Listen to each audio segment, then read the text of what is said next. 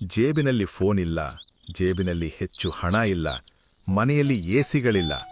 ಆದರೂ ಆ ತಲೆಮಾರು ನಮ್ಮಿಗಿಂತ 100 ವರ್ಷಗಳು ಹೆಚ್ಚು ಸಂತೋಷವಾಗಿ, ಆರೋಗ್ಯವಾಗಿ ಹೇಗೆ ಬದುಕಿತು? ಅವರ ರಹಸ್ಯ ಏನು? ಈ ತಲೆಮಾರು ಹೋಗಿಬಿಟ್ರೆ ಮತ್ತೆ ನಮಗೆ ಪ್ರೀತಿಯನ್ನು ಹಂಚುವ ಕೈಗಳು, ಕಥೆಗಳು ಹೇಳುವ ಧ್ವನಿಗಳು ಇರಲಾರವು. ನಾವೇನು ಕಳ್ಕೊಳ್ತಿದ್ದೇವೆ ಗೊತ್ತಾ ಸ್ನೇಹಿತರೆ? ಗಮನಿಸಿದ್ದೀರಾ?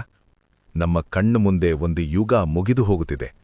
ನಮಗೆ ಜನ್ಮ ನೀಡಿ ಜೀವನವನ್ನು ಕಲಿಸಿದ ಒಂದು ಮಹಾನ್ ತಲೆಮಾರು ಒಂದೊಂದಾಗಿ ನಮಗೆ ಶಾಶ್ವತ ವಿದಾಯ ಹೇಳುತ್ತಾ ಅಂತರ್ಧಾನವಾಗುತ್ತಿದೆ.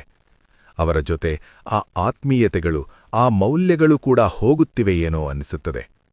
ಅಸಲಿಗೆ ಏಕೆ ಅಷ್ಟು ಮಹಾನ ತಲೆಮಾರು? ಒಮ್ಮೆ ಹಿಂದಕ್ಕೆ ತಿರುಗಿ ನೋಡೋಣ. ಅದು ಅನ್ನ ತಿನ್ನುವ ಮೊದಲು ಪಕ್ಕದವರ ಹಸಿವನ್ನು ಗುರುತಿಸಿದ ತಲೆಮಾರು. ಮನೆ ಸಣ್ಣದಾಗಿದ್ರೂ ಮನುಷ್ಯರ ನಡುವಿನ ಪ್ರೀತಿ ಮಾತ್ರ ವಿಶಾಲವಾಗಿತ್ತು.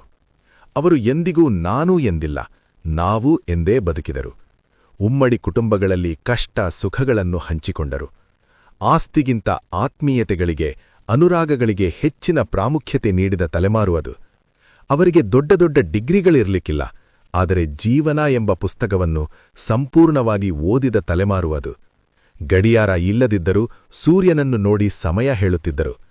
ಕ್ಯಾಲ್ಕುಲೇಟರ್ ಇಲ್ಲದಿದ್ದರೂ ಬಾಯಿಲೆಕ್ಕದಲ್ಲೇ ಜೀವನವನ್ನು ಗೆದ್ದ ಮೇಧಾವಿಗಳು ಅವರು.